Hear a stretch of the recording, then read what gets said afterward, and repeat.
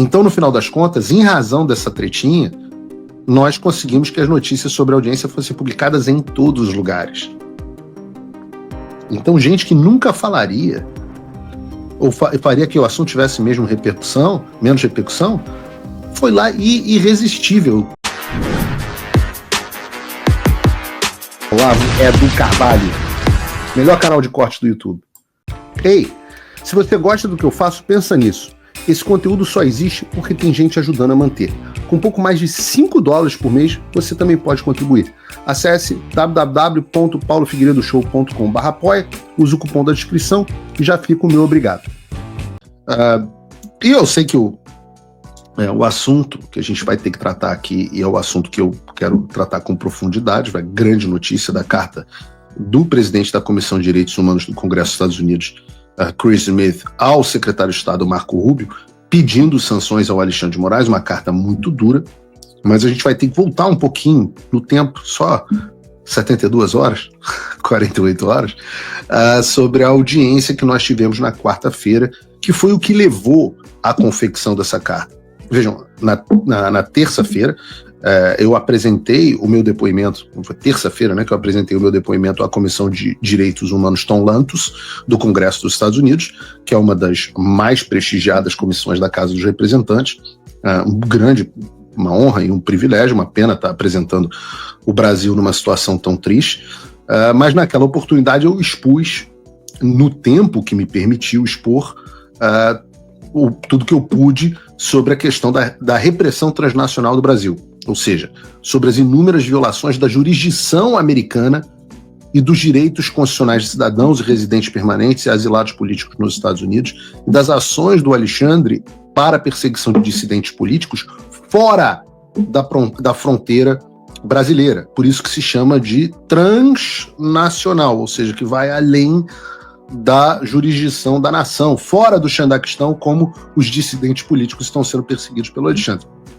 E aí muita gente confundiu. Fala da Débora, fala do Daniel Silveira, fala do não sei o quê, eu falo do Bolsonaro, eu falo, olha, gente, é repressão transnacional, essas pessoas estão no Brasil. Eu já dei um depoimento no Congresso nos Estados Unidos, listando as perseguições todas, inclusive muitos destes casos, no ano passado, em maio do ano passado, na Comissão de Relações Exteriores. Agora, na Comissão de Direitos Humanos, o assunto era repressão transnacional. E a gente teve uma cobertura muito grande da imprensa. Vejam, Metrópolis, por exemplo, noticiou como deputado dos Estados Unidos rebate Paulo Figueiredo em audiência no Congresso. Né? O Estadão reportou que Paulo Figueiredo discute com congressista democrata durante a audiência nos Estados Unidos.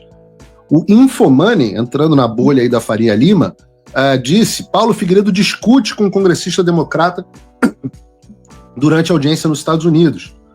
A Veja, uma coluna de fofoca quase, o climão entre o jornalista brasileiro e deputado dos Estados Unidos sobre a ditadura de Moraes. Então vejam que a audiência conseguiu ter uma repercussão grande no Brasil, que era um dos objetivos.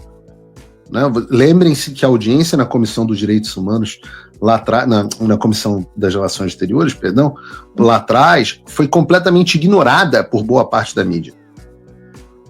Mas mais interessante do que isso, né, foi a forma que nós conseguimos essa cobertura, que é a ideia de você dar um tempero.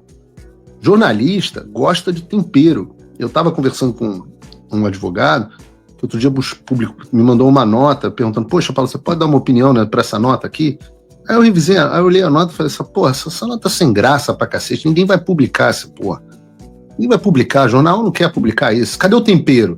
O cara: não quero ser muito duro, chamar o Alexandre pra briga. Eu falei assim: não vai ser publicado. Simplesmente você vai ser ignorado.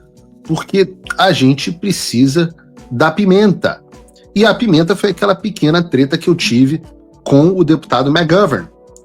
Né? Porque se você parar para ver as manchetes sobre a audiência, muitas delas, de novo, da velha mídia, algumas delas, sei lá, da esquerda, melhor do que da velha mídia, quando você vai para a esquerda, Diário do Centro do Mundo, né? O Diário do C do Mundo, sei lá, Brasil 247, O próprio Jamil Chaves, né, o jornalista xandinista do UOL, blogueiro xandinista do UOL, você vai ver que eles, como se eu tivesse sido humilhado, como se eu tivesse tomado uma invertida, e não sei o quê. E eu acho graça, porque essa é a parte do jogo. E os veículos de esquerda também, você também precisa dar algo para eles falarem. E eu sempre procuro arrumar esse ponto de conflito, esse tempero, não só porque é da minha personalidade. Aliás, muita gente teve treta, mas a audiência foi boa, o pessoal gostou da minha participação no 4x4 no domingo essa semana, com 3 grandes amigos, né, o Lacomer, a Paula e o Rodrigo. E eu sempre digo, eu sou um polemista, e o polemista cria polêmica. Eu sou o Paulo Francis que o Brasil merece em 2025. É essa bosta aí, é o que temos. E eu sei que, embora as pessoas, muita gente se sinta desconfortável com a treta, mas as redações da velha mídia, da mídia de esquerda, amam. E quando eu faço isso, os veículos de esquerda é irresistível a armadilha na qual eles caem. Que eles podem noticiar até como treta, humilhação, etc. Mas o que isso faz? Isso faz com que o fato seja noticiado. Então, no final das contas, em razão dessa tretinha, nós conseguimos que as notícias sobre a audiência fossem publicadas em todos os lugares. Então, gente que nunca falaria, ou faria que o assunto tivesse menos repercussão, foi lá e irresistível o honeypot, né, o pote de mel. Fala pessoal, tá gostando desse vídeo? Não esqueça de deixar o seu like e se inscrever no canal Olavo Edu Carvalho para receber notícias quentíssimas todos os dias. Isso ajuda demais o nosso trabalho e o YouTube irá recomendar para mais pessoas. E a audiência foi muito maior do que eu jamais teria condição de fazer sozinho. E eu confesso a vocês, eu amo a discussão, eu amo o debate. Né? Ali naquele momento, vocês podem ver que o deputado McGovern corta o meu microfone. E eu queria uma discussão maior com ele, né, sobre essa história dele não se sentir seguro para ser político nos Estados Unidos, porque é absolutamente absurda a comparação com o Brasil. Vejam, eu queria ter tempo para explicar que o caso que ele citou não tinha nada a ver com o que ele estava dizendo. Teria sido muito legal, mas quem dava a palavra ali era ele, então não aconteceu. Eu explico o caso especificamente. Ele compara um senador americano que foi, de fato, algemado e jogado no chão porque ficou igual uma bicha histérica num evento da secretária de Segurança Nacional, Kristi Noem. Ninguém sabia que ele era um senador, ele não se identificou, e aí as pessoas viram uma pessoa histérica num evento com uma autoridade pública, algemaram, prenderam e escoltaram ele para fora. Quando ele se identifica e as pessoas veem que ele é um senador, ele é solto imediatamente. Então nós estamos falando de alguém que não é que foi um preso porque é político. Não, ele foi preso porque ninguém sabia que era político. O fato é que não há jornalista e não há político preso no governo Trump. E o deputado McGovern sabe disso. Sabe. E das duas, ou ele não tem o senso das proporções, ou ele não sabe, né? O professor Olavo falava isso, né? Razão, e faz sentido, né? Você raciocinar, né? A palavra vem de ratio. Ratio é a razão entre duas coisas. O que é a razão entre duas coisas? É exatamente a proporção entre duas coisas. Por isso que quando você perde o senso das proporções, é que você perdeu a capacidade de raciocinar. Você não tem mais capacidade de raciocinar. Ou seja, você é burro. Eu não creio que seja o caso do deputado McGovern. Não acho que ele seja burro, acho ele até bastante sharp, né? Bastante afiado. Mas eu acho que é o contrário. Eu acho que é uma farsa. Por isso que eu disse. Né? Depois, o próprio Chris Smith, o gabinete dele, os assessores dele pediram apagar o post onde eu explicava isso e eu acabei apagando.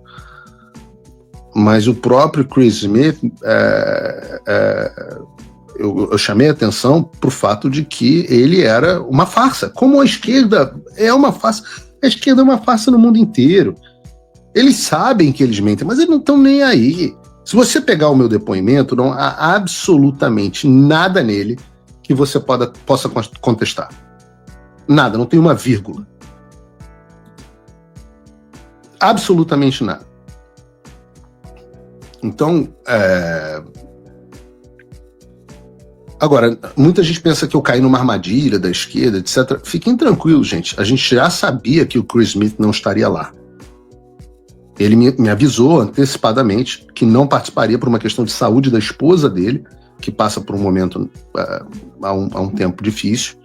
E ele me perguntou, olha, vai ter essa audiência, você seria uma ótima testemunha sobre o Brasil, mas todas as outras testemunhas são do McGovern e eu não vou estar nessa audiência. Você topa participar mesmo assim? Sabendo que o McGovern não gosta de você.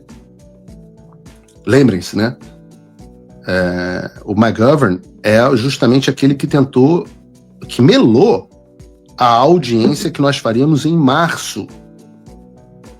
Melou a audiência que nós faríamos em março e nós tivemos que fazer uma em maio de 2024. Ele melou, ele vetou a audiência que ia acontecer nessa comissão sobre o Brasil e ela acabou acontecendo na Comissão de Direitos de Relações Exteriores e não nos Direitos Humanos. É uma pessoa que eu já tinha tweetado, já tinha falado a respeito, e ele tentou me vetar. E ele falou, olha, o que ele vai fazer é te ignorar. Então ele vai te dar a palavra como testemunho e vai ignorar.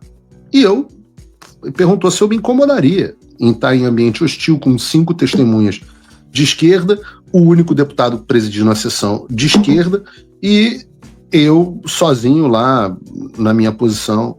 Eu falei, pô, eu não tenho medo do careca do Brasil, eu vou ter medo do semi-careca dos Estados Unidos? Imagina, é assim, é na treta que a gente gosta, é assim que é bom. Imagina se vou me sentir intimidado por conta disso. E eu sabia que eu tive que conduzir, em vários momentos, não sei se aparecia nas câmeras, eu pedia a palavra e a palavra não me era dada, em outros eu pedia e consegui falar, e foi assim que a gente conseguiu gerar essa treta. E o objetivo final era, claro, repercussão, testemunho, que na audiência, saibam, eu tive que reduzir, mas está disponível na íntegra nos registros do Congresso, com 18 páginas e 40 referências. E, é claro, o último passo, o pedido de urgência de sanções. Se você, como eu, está dormindo mais tranquilo agora que o Trump voltou à presidência, ótimo. Mas e o Brasil? Nosso país continua no buraco. A volta do Trump nos dá esperança, mas as coisas não vão se resolver sozinhas. Vai ser preciso muito trabalho, meu e seu. E não adianta xingar muito nas redes sociais achando que isso resolve alguma coisa. Não tem salvador da pátria, não tem um político que vai resolver por você. A responsabilidade é sua. Eu larguei tudo para me dedicar a isso. E você? Como você pode ajudar sem abandonar as suas obrigações? Simples. Apoie quem está na linha de frente. Sem isso, esse trabalho simplesmente não continua. Acesse www.paulofigueiredoshow.com/apoie e com a partir de $5 por mês, garanta que isso siga em frente. Se puder ir além, torne-se meu patrono Gold e participe do meu grupo privado e ajude a definir as minhas próximas pautas. A diferença entre vencer e perder está na ação. Durma tranquilo, sabendo que você fez a sua parte. Obrigado por assistir o vídeo até o final. Se você já chegou até aqui, confere se já está inscrito no canal e se já deixou aquele like generoso. Estamos quase chegando a 1 milhão de inscritos e a sua ajuda é muito importante para levar o canal Olavo do Carvalho mais longe. Até o próximo vídeo, meus amigos. E neste momento é muito fácil aos defensores do plano alegar isso é uma teoria da conspiração.